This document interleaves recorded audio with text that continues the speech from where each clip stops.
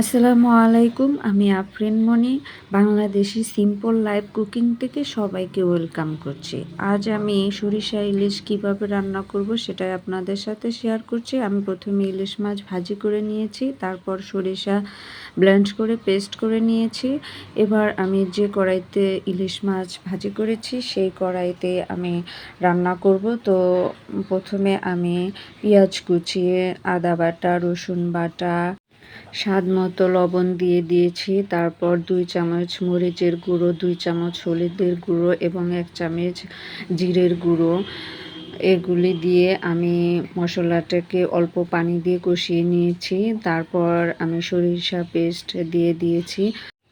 এবার আমি সরিষা অল্প পানি দিয়ে কষিয়ে নিব। তো সরিষা ভালোভাবে কষিয়ে নিতে হবে। সরিষা কষানো ভালো না হলে তাহলে সরিষার তিতাটা থেকে যেতে পারে। সেই জন্য আমি অল্প পরিমাণ পানি দিয়ে 3 বার কষিয়ে নিয়েছি। এই তো আমার সরিষা কষানো শেষ হয়ে গিয়েছে। এবার আমি মাছ দিয়ে দিব।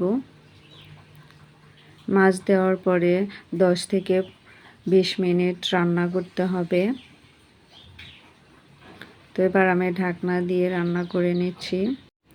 তো যারা আমার চ্যানেলে নতুন প্লিজ সাবস্ক্রাইব করবেন। যারা অলরেডি সাবস্ক্রাইব করে ফেলেছেন তাদেরকে অসংখ্য ধন্যবাদ।